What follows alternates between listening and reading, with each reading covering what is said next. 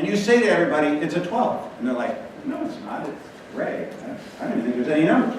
You say, no, it's a 12. And they're thinking, it's a 12. And this is how we displayed it. And we thought, this is very good. Let's go to the next slide. So Paul and I were debating this after we published the book. And it was too late to pull back and write some more. And so he has a gift. He's the image guy in the book.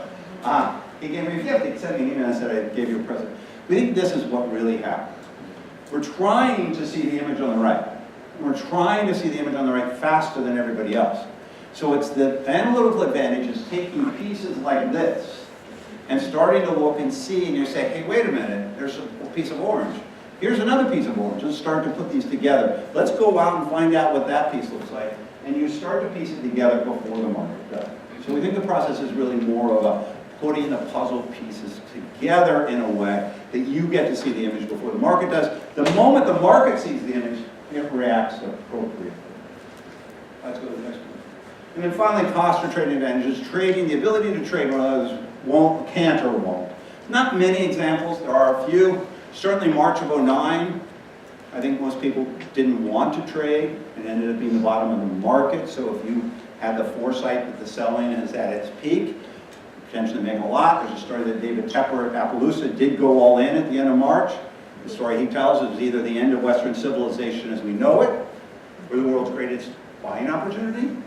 He figured under one condition he'd be a hero, under one condition no one would ask him his portfolio returns. He thought that was an asymmetric trade. Not bad. I was in a bunker trying to figure out how I was going to feed my children. He was making the trade of a lifetime. The other example is at the same time, Blankfeld calls Omaha and says, Warren, how would you like to invest $10 billion with a really great warrant coverage and a nice piece of paper? And he said, where do I wire the money? Buffett had the $10 billion lying around. I didn't get the call, but if I had, I'd be Lloyd, I need a little more time.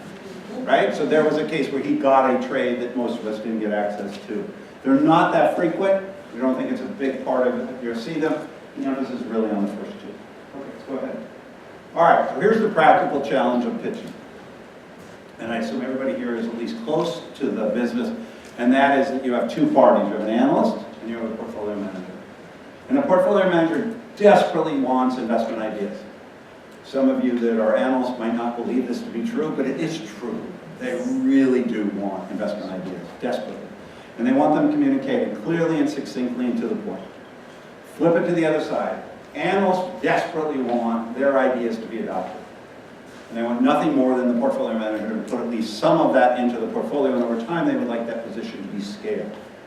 And so both people want exactly the same thing. And yet, when we go talk to people on the street, this is the breakdown that goes on.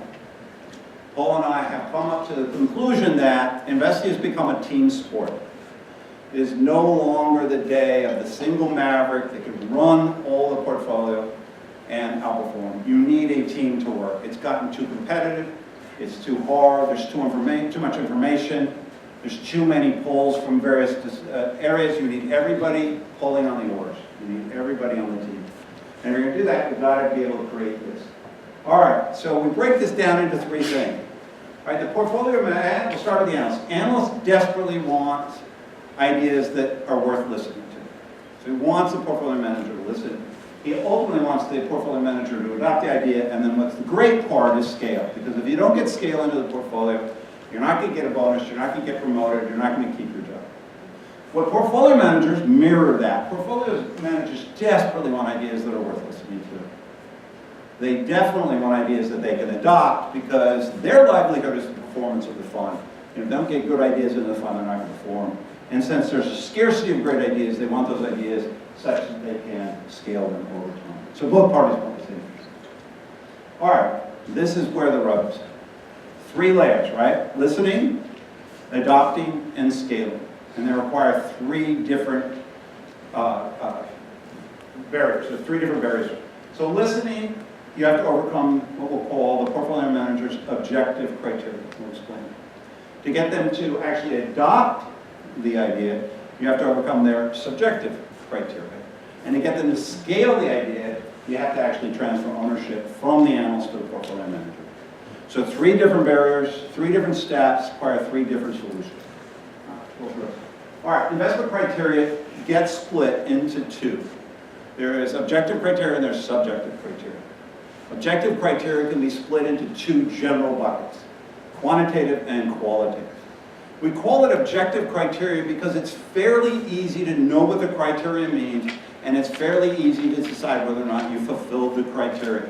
So quantitative is things like market cap. I want a market cap between $2 and $10 billion. You don't pitch the portfolio manager a $500 million market cap if their requirement is in fact 2 to 10. Right? Fairly easy to do. Growth rate, either you know what the growth rate is, not that hard to calculate, and then finally some sort of valuation metric. Qualitative is not numbers-based, but again, fairly straightforward. So it's underperformed the index, fairly easy. It's a yes or no. These generally are binary type questions. Another one, no financials or biotech, so don't pitch a biotech or a financial to somebody who's already said, I don't want that. And then finally, another one, analyst coverage. So don't pitch somebody and say, hey, the great part of it is there's no analyst coverage. So those are objective, easy to state, easy to match. It's the subjective criteria that gets a little bit tricky. Declarative sentences, they feel a lot like the objective qualitative, but you start to push on them. So first what I think is a strong competitive position.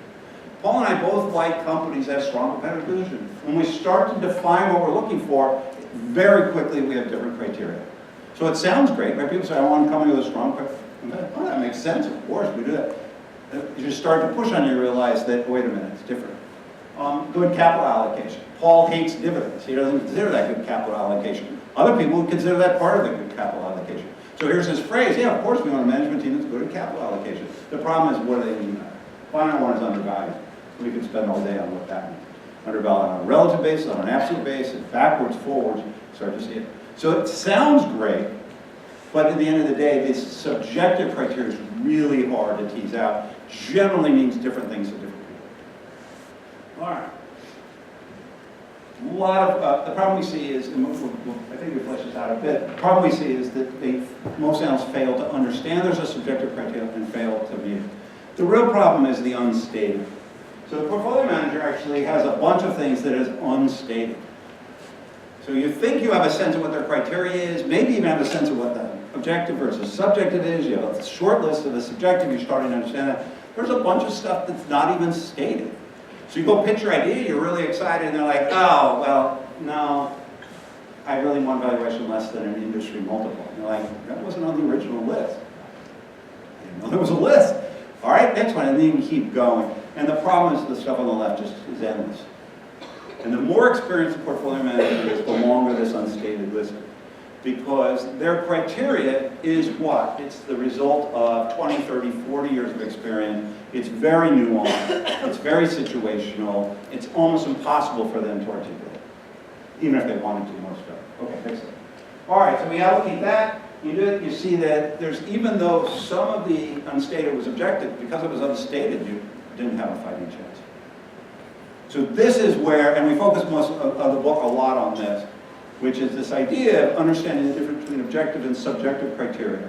You can see already that every portfolio manager is going to have a different list. So just when you mastered one portfolio manager, if you work for another portfolio manager, or if you work in an organization where there's multiple portfolio managers, you can see that this is very, very different. A lot of portfolio managers will have stated criteria, but the unstated takes a long time. Almost impossible to figure out from the outside, but even on the inside. Yeah, go ahead. With the unstated, right, if you're an analyst, before you You have to speak up, I'm sorry. Sorry. For the unstated assumptions, right, if you're an analyst, like, at which point do you kind of go to the portfolio manager to say, okay, this is what I'm looking at before you've done all of the research? Because you could do like all of this research, the modeling, the qualitative research, but then you could have asked them at some point, like closer to the beginning of the process. I always hate when the speaker says, if you hold a minute, we'll get to it, but in this case, we have slides that address it. I won't have any choice but to address it, or we'll skip slides. All right, so here, we just wanted a visual, another gift that Paul gave to me. This is after the book. We were talking, and he sent me this. This is how we communicate. He does speak, but better than pictures. So he said this, he said, look, if you start to think about these Venn diagrams become very interesting, right? Here's the entire capital market. You can invest in almost anything. Let's say your portfolio manager is equity. So you have this equity piece. You pull that out. Well, guess what? There's a subset of the equity piece that meets their objective criteria. So that's a much smaller piece that you're looking at. Go to the next slide. And then there's a second layer, genuine mispricing. That's another criteria that has nothing to do with your portfolio manager, but maybe you've identified some ideas, you've actually come up with something that's mispriced. It's got to meet the subjective and the objective. And depending on how you draw these circles, that little piece could be incredibly tiny. You want something that is genuinely mispriced, meets the objective criteria, and meets the subjective criteria. This is not easy to do. We're going to come to your communication question momentarily, because that's part of this whole thing. All right. Yes. All right, so here is the trick, and thank you for the question, which is we assume, we believe it's become a team sport. We assume the portfolio manager actually wants to make this happen. We know the analyst does, but the portfolio manager's got to be a participant in all this. I think the heavy lifting's on the analyst, but if the portfolio manager is not receptive, it's not going to go very far. I don't know. The story I tell is if I go out to have a drink with my former students or portfolio manager, their analysts, I always say, how's work, how's life, blah, blah. They say, how's it going? And they say, you know, I hate my fucking job. And I was like, that's a technical. And I say, why? And they say, I mean, it's impossible. I do a bunch of work. I go in and pitch the idea. 45 seconds later, the portfolio manager says, no, I'm never going to buy it. I'm out. Never getting that time back, no matter what. And I said, have you thought about, yeah, no, it doesn't work. He doesn't want to hear the idea until it's more fleshed out. And the moment I go in there, and I'm just pulling my hair out. Nothing gets adopted. I never seem to get anything they want. I come up with what I think are genuinely mispriced securities, but they don't adopt it, right? That's that pink bubble. If I take a portfolio manager, former student portfolio manager out, I say, you know, how's life, how's work, how's everything? He goes, I don't know why we employ analysts. I was like, how come? I said, they never come up with ideas that are of interest. And so this really exists. So we put together this chart. This is it. So portfolio managers have responsibility. Analysts have responsibility if you want to correct this problem. If you don't want to correct this problem, there's not much we can do. If you want to correct the problem, we think this is number one, portfolio managers do not expect analysts to be mind readers. They're not. They're going to watch, observe, take notes, but you got to help them out. And what you got to help them out is that subjective criteria. All right, so make sure the analyst understands your objective criteria. The objective criteria should be well stated in an organization. A lot of PMs don't want to be pinned down, but that should be fairly well stated. Not always happen, but that should be covered. Everybody in the organization should know that. Next one is, be aware that your subjective criteria is not obvious even to you, let alone the analyst. But guess what? You can work with the analyst and come up with a way of starting to flesh out what that subjective criteria. Next one is, and you got to communicate. It is organizationally unacceptable to not communicate. Analyst comes in, like you said, pitch the ideas, 45 seconds later, done. To not tell them what it is means the organization is not going to get better, the analyst is not going to get better, the process is not going to get better, the ideas aren't going to get better. Organizationally unacceptable, if you care. And I think you have no choice but to care. Market gotten radically competitive. Now the other tricky part is that this is a moving target, so it changes over time as market environments change and things of that nature. So it's like you have a snapshot in time, but then it's also moving. All right, analyst responsibilities. Throw one up. All right, make sure you understand the objective criteria. If you don't understand the objective criteria, you should lose your job. That's table stakes. If you don't know and cannot articulate what the PM is looking for on an objective basis, you are not prepared to pitch any ideas. All right, next one.